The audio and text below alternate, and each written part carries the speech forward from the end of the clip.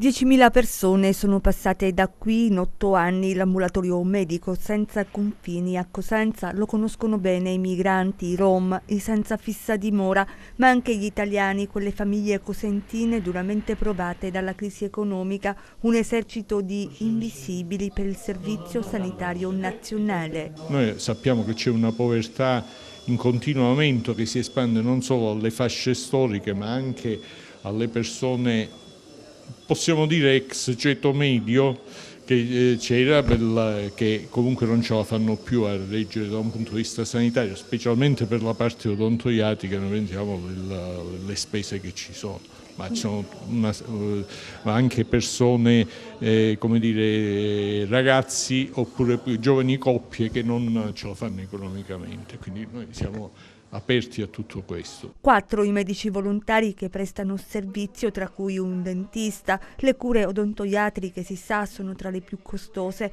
ben 15.000 le prestazioni effettuate nel tempo. Questa struttura non riesce a soddisfare tutte le richieste, così un nuovo ambulatorio aprirà nel centro storico in via Gaeta. Apriremo la parte medica lunedì.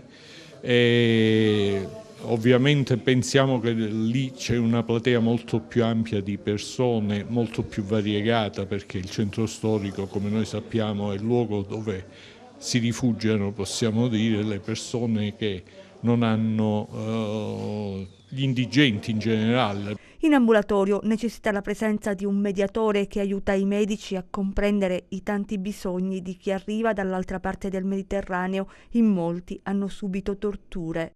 Molto contento, almeno c'è questo laboratorio qua per noi, diciamo, per tutti i ragazzi stranieri che non hanno documenti, quelli che non hanno documenti, quelli che hanno documenti. Loro sono qua per noi tutti i giorni. Hai visto che oggi è mercoledì, è pieno già. A volte sono qua fino alle 7 di sera, quindi una cosa veramente molto importante per noi. Perché se ti vedi andare davanti all'ospedale o davanti a curare da soli, i ragazzi non hanno soldi, senza lavoro, senza documenti, come fanno loro? Quindi meno male che c'è questo per noi. Un servizio totalmente gratuito e volontario che necessita di sostegno. La maggior parte ovviamente dei soldi che ci vengono donati sono un poco relativi all'Auser, però ci sono molte donazioni da parte di associazioni private. Non le elenco per un fatto, come dire, anche di tempo, però voglio dire la maggior parte delle donazioni sono private. Sicuramente chiunque può donare, anzi saremmo ben lieti di riceverle queste donazioni.